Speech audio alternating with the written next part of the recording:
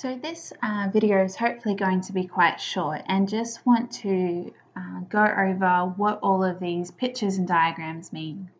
So when you get to step 4 of the complete the process data section of the report, you'll notice step 1 is to go to the data analysis using Excel tab to complete your process data table. So this is the process data table we're talking about from the exemplar. And if you go over to the data analysis tab, you'll notice that there's modules for you to work through.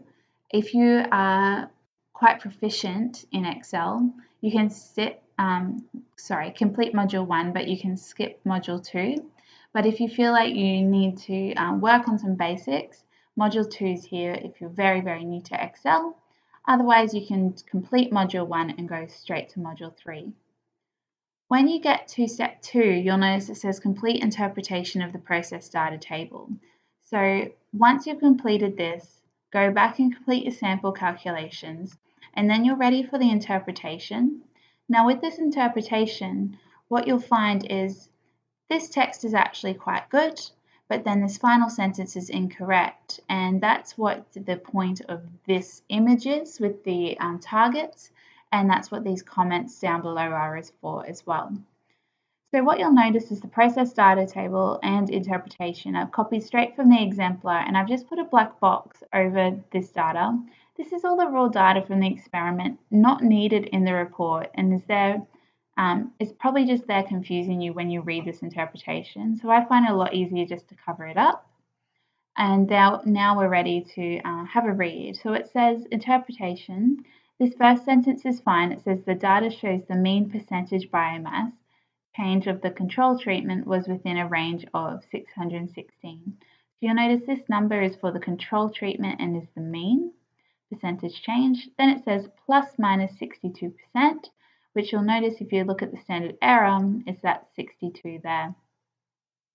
Notice this says percent, and that's because we're looking at a mean of percentage change. For your group, you may be looking at mean time, so that may be in seconds. You might be looking at mean mass, that would be in grams, might be mean length in centimeters. So check your unit there, it may not be percentage for your group. And then you'll see it says whilst the grey treatment was, look at the mean again, 1,290 plus minus the standard error of 133. Now that's a relatively short sentence. For you, you may have done more than just a control and another treatment, such as grey water. You could have done enzyme concentration, so you would have a control, and then you may have 4 different percentages. And in that case, you need to discuss the mean of each one. So just be careful. You may not have only 2 means discussed here. You may have 5. Just depends on the data you've collected.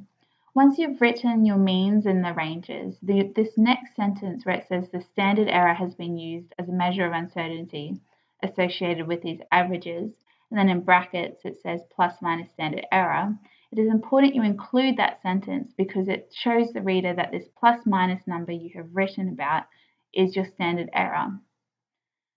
This final sentence is the issue, and it's mainly one word. So if we have a look, it says the largest standard error of the grey water treatment.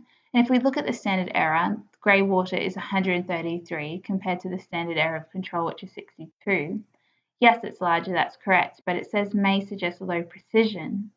This word precision is wrong. If you look at the definitions over near the targets, it says accuracy is regarding standard error, and standard deviation is talking about precision. So here, instead of the word precision, because we're talking about standard error, you need to mention accuracy. So you may say may suggest low accuracy during data collection. So this bit over here on the left where it says comments, adjustments that need to be made to the exemplar's final sentence. Yes, we want to discuss standard error like they have, but it needs to be in terms of accuracy, not precision. We would then like a statement regarding standard deviation that discusses precision. And then we want a final sentence where you make an overall statement regarding uncertainty. And if you look at the definition, uncertainty is discussing both accuracy and precision, and therefore both standard error and standard deviation. We've offered some little sentences to get you used to some language you could use in your text. But please make sure that that final sentence of the interpretation you've now adjusted to not only discuss standard error, but also standard deviation and an overall statement of uncertainty. Thank you. Oh, one more thing. Please note that it says if the difference in standard error or deviation is 5-fold or above, that's a good guide to say if it's significant enough to talk about in terms of it being highly variable. Thank you.